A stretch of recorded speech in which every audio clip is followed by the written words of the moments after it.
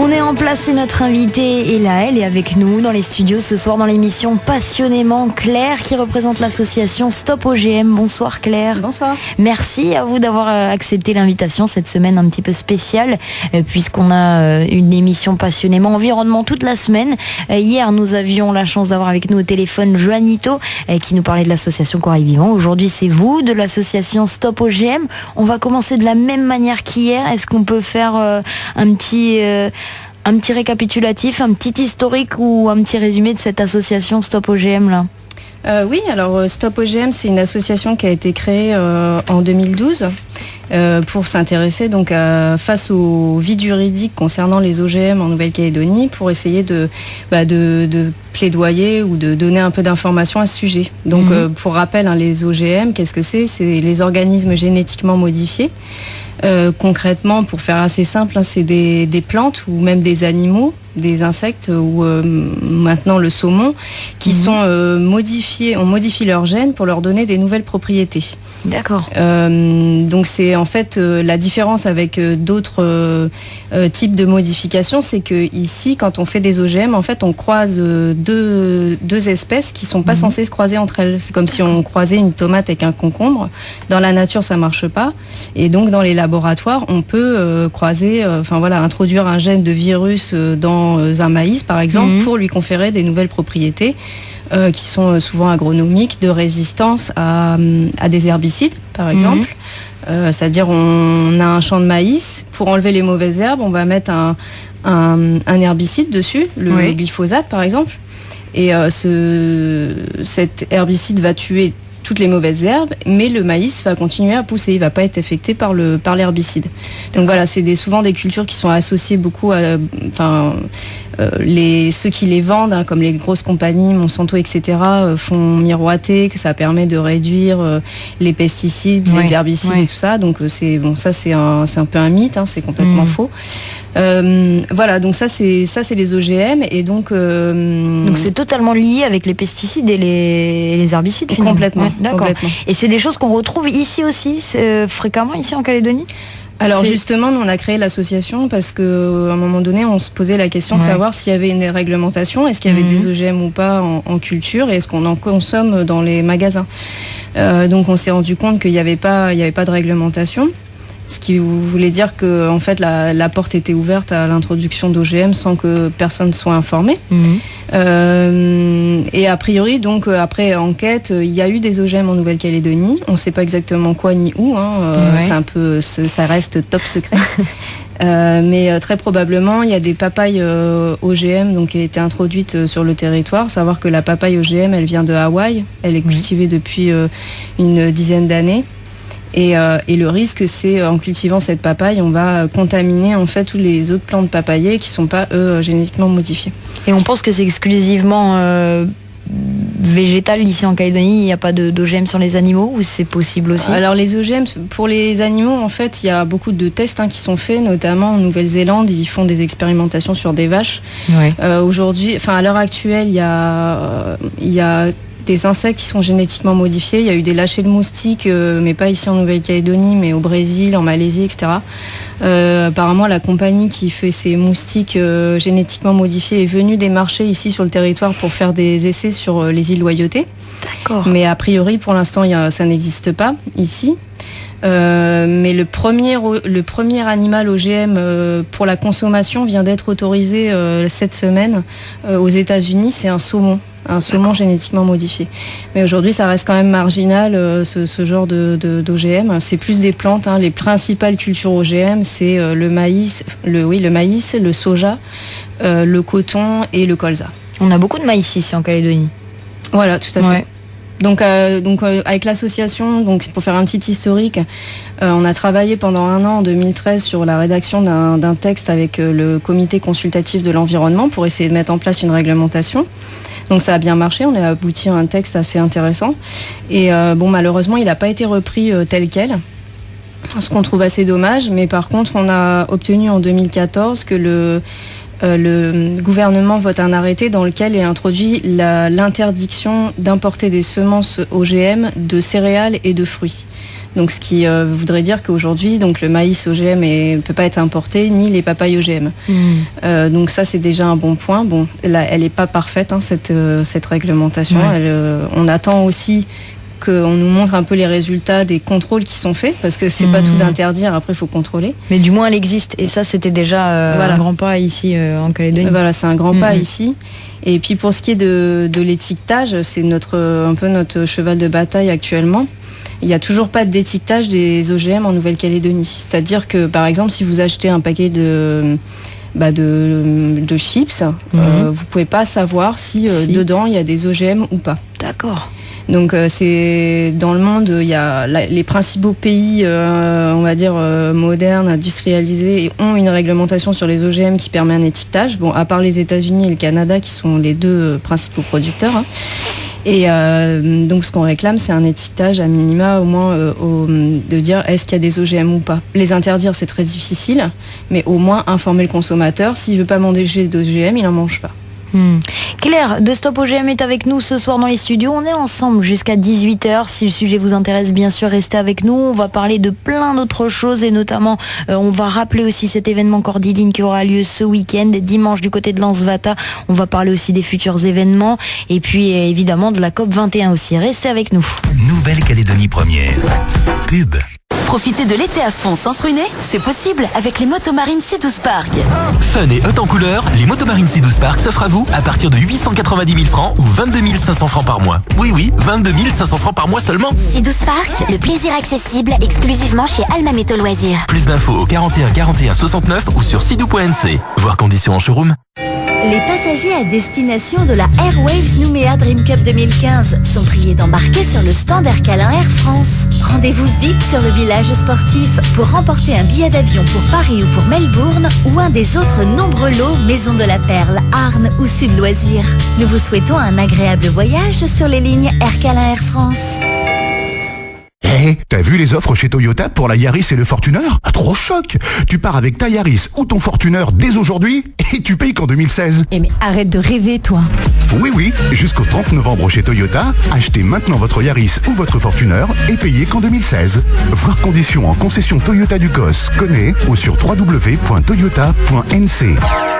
Carrefour garantit 300 produits au prix les plus bas toute l'année. 300 ? C'est pas possible. C'est choc ça. Par exemple, avec la carte Conso Plus, la boîte de 250 jeux de société à 1700 francs et le téléviseur LCD LED de 80 cm à 27 900 francs seulement. C'est génial.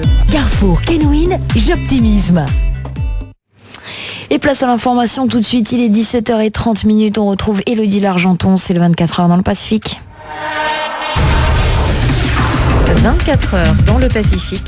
Élodie Largenton.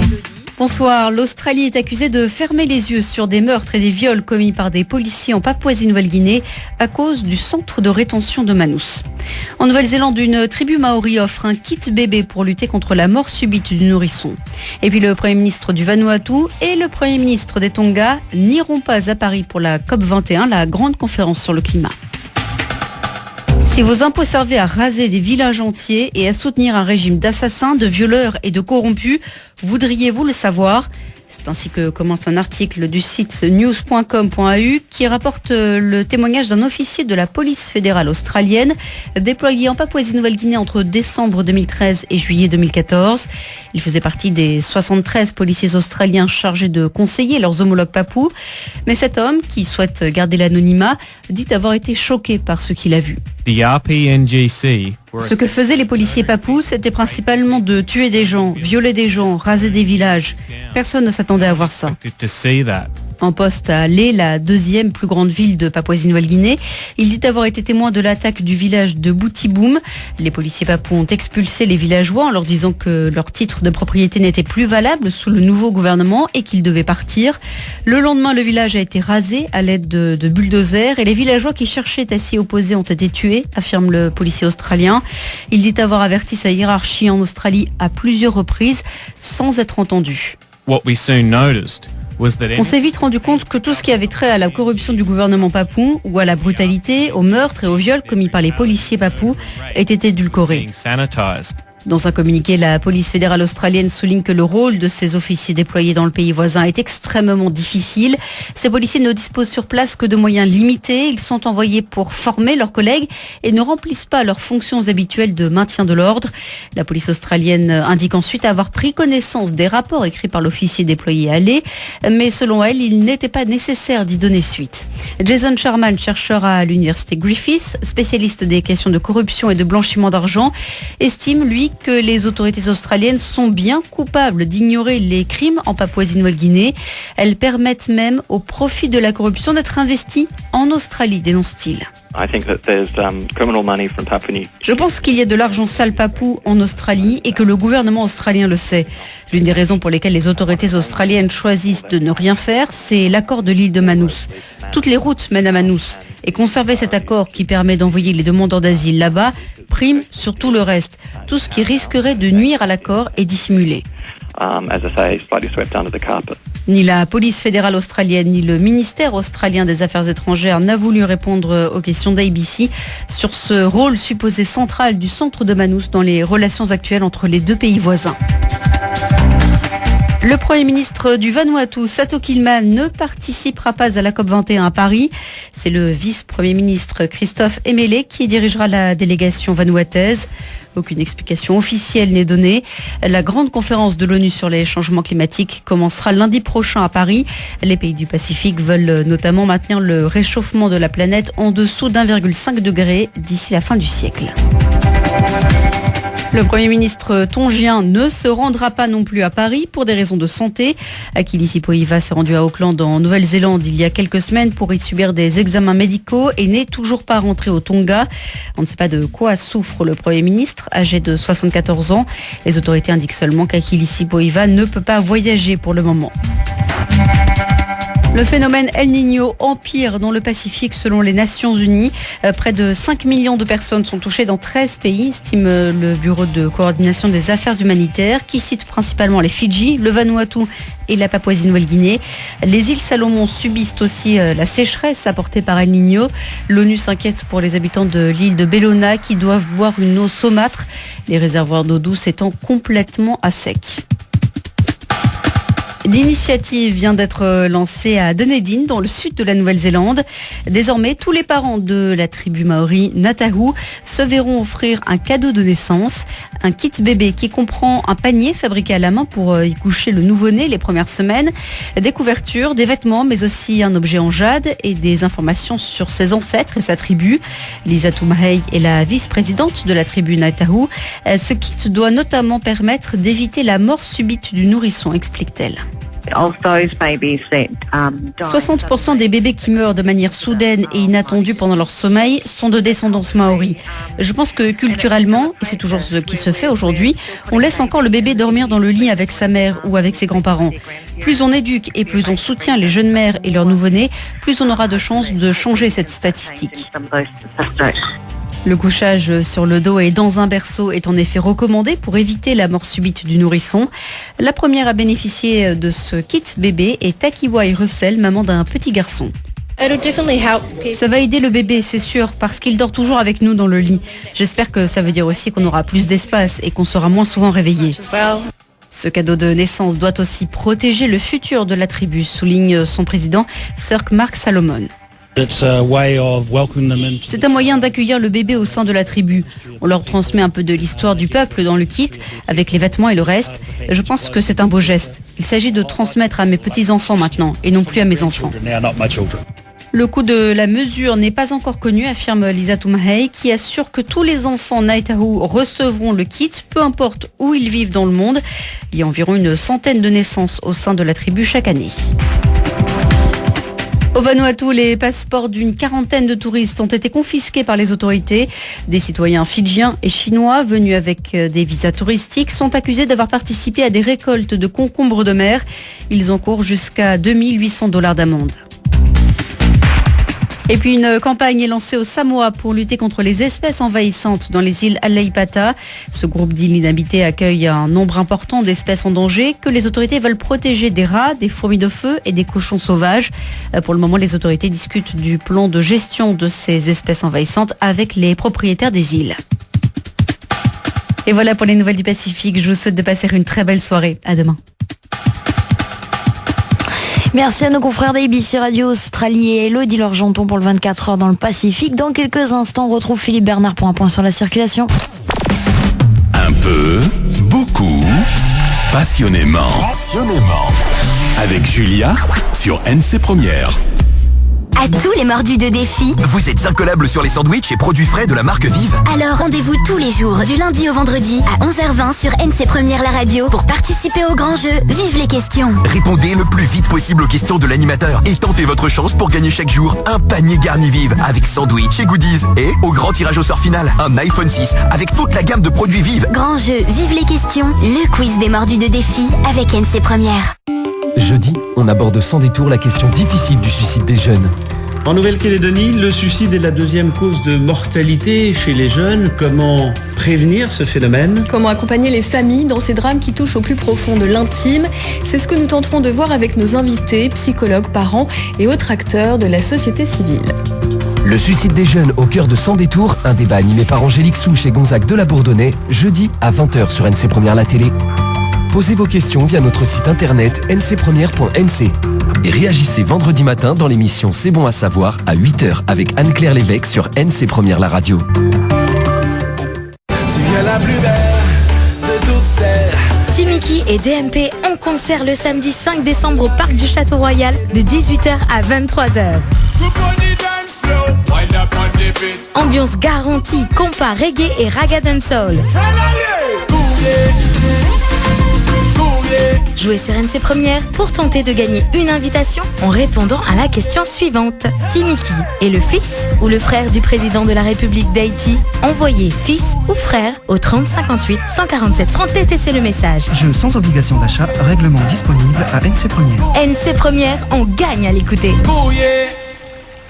Découvrez la nouvelle Nissan Micra. Provocante, sensuelle, remarquable, appréciez le style intemporel de la nouvelle Nissan Micra. Avec son intérieur élégant et sa taille de guêpe, sa faible consommation et son design extérieur, la nouvelle Nissan Micra est tout simplement irrésistible. Nouvelle Nissan Micra, l'histoire ne fait que commencer. Nissan est désormais ouvert en journée continue au 43 rue Fernand Forest à Ducos. Nissan, Innovations that excites. Philippe, tu avais été très précis sur l'heure à laquelle ça commençait à bouchonner tout à l'heure. Ouais. Est-ce que ça va mieux ou pas ? Oui, ça y est, Julia, ça s'améliore, puisque nous avons, ça s'améliore doucement, tout d'abord sur la vidéo en direction de Kinwing, puisque le début de ralentissement démarre après le pont de Rivière-Salée. Alors, concernant les sorties de Ducos, ça va beaucoup mieux aux sorties des deux ronds-points de Ducos. Par contre, côté Forest, nous avons toujours le petit ralentissement, un petit peu après le rond-point Bonaparte, sur la rue de Béchade, en direction de Belleville. Attention, toujours pas mal de circulation aussi sur la rue Yekawe, donc en direction des feux du 6e, mais tout doucement, ce ralentissement, là aussi, perd du terrain de minute en minute. Ça reste quand même assez dense au niveau du rond-point d'Almameto. On roule difficilement en direction de l'ex-péage de Tina. Alors, sortie Gallieni, ça roule mieux, ça commence à aller beaucoup mieux, et puis plus de circulation pratiquement en direction du centre-ville, en direction des feux du quai Ferry. Voilà donc en gros, rapidement, ça va rentrer dans l'ordre d'ici, on va dire un bon petit quart d'heure. Tout devrait parfaitement bien rouler. Voilà, Julia.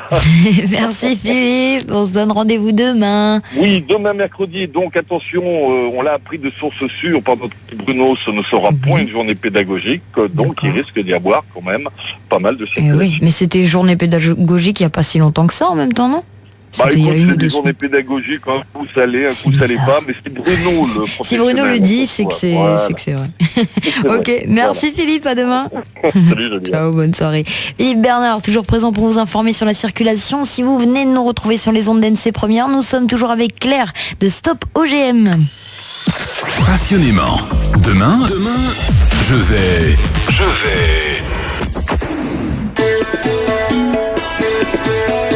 Claire qui est toujours avec nous dans les studios, on en parlait un petit peu en off toutes les deux tout à l'heure. C'est la 21e conférence des Nations Unies sur le changement climatique qui débutera début décembre à Paris. Alors on l'a dit, c'est quand même pas... on profite finalement de cet événement mondial chaque année. C'est toujours bien aussi d'avoir des événements comme ça mondiaux. Ça fait prendre conscience un peu plus parce qu'on en parle aussi. C'est ça l'intérêt aussi de la COP21 finalement. C'est sûr que nous tout seuls on va pas faire changer les choses, mais quand on se rassemble et quand c'est des appels mondiaux, ça permet quand même de faire entendre la voix des citoyens qui n'ont pas forcément accès à ces grandes conférences, à ces hautes sphères. Et puis c'est surtout l'idée du rassemblement donc il va y avoir le 29 à Lansvata organisé par Cordiline. C'est aussi un moyen de se rassembler, tout le monde autour un peu d'une même cause, d'une même thématique et puis d'échanger ensemble pour voir comment chacun peut agir à son niveau déjà avant de vouloir faire changer les choses plus haut. Qu'est-ce que nous on peut faire ? Et voilà, tout simplement venir s'informer. Il y aura des stands des associations qui seront là. Il y aura un petit faré pour venir échanger avec des petits films qui amorceront des débats. Il y aura des espaces pour les enfants. Des murs d'expression. Donc c'est un peu un moyen de se retrouver autour de ça, quoi. Et Stop OGM, j'imagine que c'est un travail de tous les jours aussi. Il y a des choses qui sont en cours en ce moment, des choses qui se signent. Est-ce qu'il y a des événements avant cette fin d'année qui vont arriver ? Oui, nous, notre actu là, en ce moment, c'est la remise de notre pétition. On a lancé une pétition en mars pour demander l'interdiction du glyphosate en Nouvelle-Calédonie. Alors, le glyphosate. Qu'est-ce que le glyphosate ? Donc le glyphosate, c'est assez connu quand même des Calédoniens parce que c'est pas mal utilisé dans les jardins. C'est un herbicide total, donc le fameux herbicide Roundup de Monsanto, là, le grand fabricant d'OGM justement sur la planète. Et donc ce glyphosate, c'est un herbicide total et il se trouve qu'en mars, l'Organisation mondiale de la santé a déclaré que ce glyphosate était cancérogène probable. Donc en fait, son utilisation est dangereuse pour l'utilisation de tous les jours, les gens qui s'en servent mal, etc. Ça peut causer des cancers de la peau, des cancers du sang, etc. Donc suite à cette annonce, ça a fait pas mal de remue-ménage et il y a quelques pays qui sont positionnés pour dire on va interdire le glyphosate. Donc nous, ce qu'on demande, c'est une interdiction en Nouvelle-Calédonie. Et surtout, à minima en fait pour les jardineries, parce qu'il faut savoir que ce produit, qui est quand même potentiellement très dangereux, il est en vente dans les supermarchés, dans toutes les facile, voilà, sans aucune information des gens. Est-ce qu'ils savent exactement qu'est-ce qui court comme danger en utilisant ça ? Est-ce qu'ils sont bien prémunis ou alors est-ce qu'ils épandent ça dans leur jardin avec des claquettes ? Voilà. Donc nous, ce qu'on demande, c'est une interdiction dans les jardineries au minimum. Et puis quand même des précautions à prendre pour tout ce qui est usage professionnel en agriculture, que ce soit vraiment utilisé dans des conditions bien précises, quoi. Et justement, qu'est-ce qu'on conseille alors aux personnes qui font un peu de jardin et qui ont envie forcément d'utiliser ce genre de produit ? Qu'est-ce qu'il faut faire ?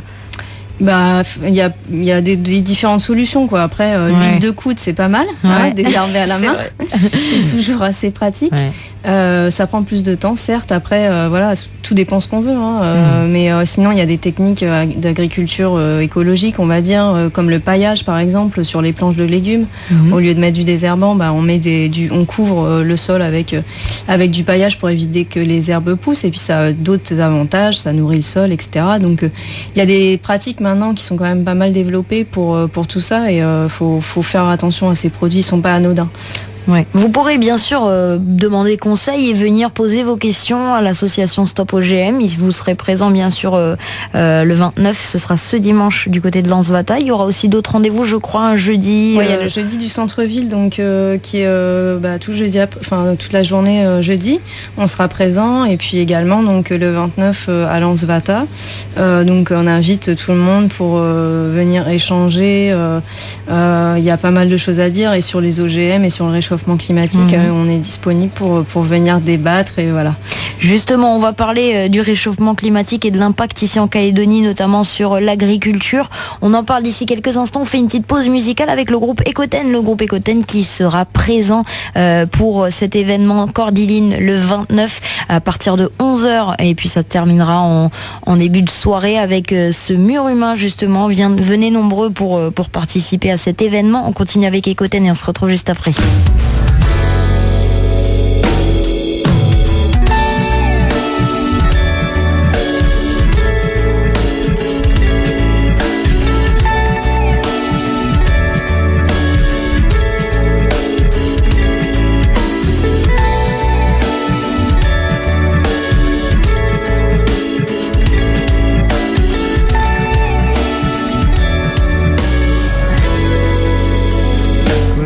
to really need I give my name way oh no the tushi wa do no tanu ebo Mary no day I moon inu to we we do to tanu day kasasu ni ko to ne do no bo tanure bukuri ala yigu bukuri wa to really need kulu wa to really need I give my name way inu to shewe when I to inu Tiwa burino diran Kuluwa unide inu Ono membo we hatuwa ya yoluwe Wana ture inuwe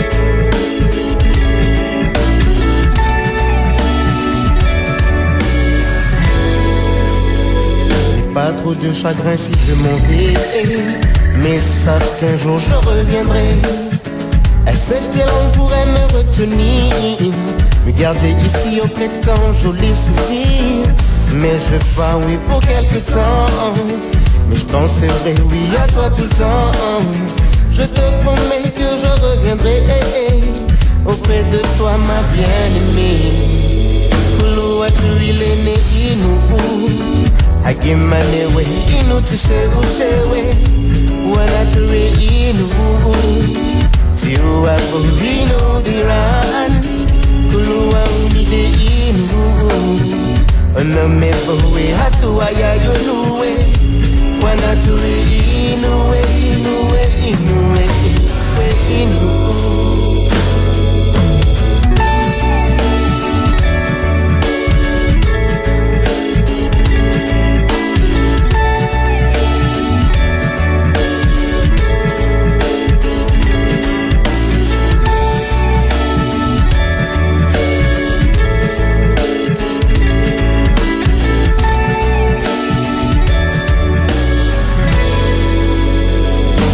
What to really need I give my name way oh no Ntitushi wa do no tanu ebo Mary no day I moon Inu to we we do to kanu day Kasasu ni ko to ne do mo bo Tanuri bukuri ala yigu Bukuri what to really need Kulu what to really need I give my name way inu to shewe Wana ture inu Tiwa burino diran Luwa unide inu Ona mebo we hatuwa ya yoluwe Wana ture inuwe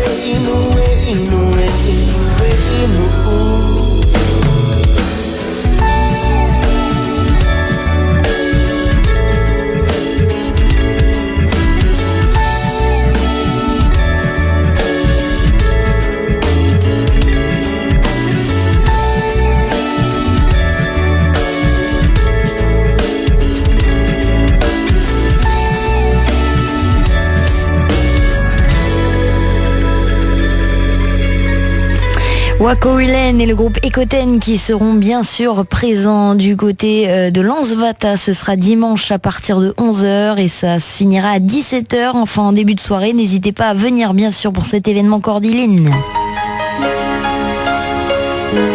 La 21e conférence sur les changements climatiques, COP21, se déroulera à Paris début décembre. Objectif, réduire les émissions de gaz à effet de serre.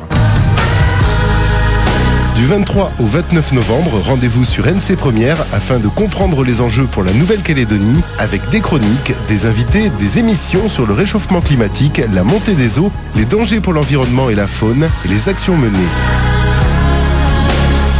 Avec la COP21, mobilisons-nous pour le climat et l'environnement sur NC Première.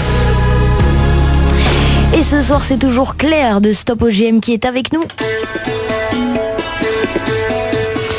Alors Claire, est-ce qu'on peut parler justement de ces impacts du changement climatique direct ici en Nouvelle-Calédonie, notamment sur l'agriculture ? Moi, c'est pas tant là-dessus que je voudrais réagir. En fait, c'est certes le réchauffement climatique va avoir un impact au niveau alimentaire, agriculture. Ça se ressent déjà aujourd'hui un peu partout dans le monde et en Nouvelle-Calédonie. Mais surtout, je voulais interpeller les gens sur le fait que il y a l'impact du réchauffement climatique sur l'agriculture, mais il y a aussi comment l'agriculture impacte le réchauffement climatique.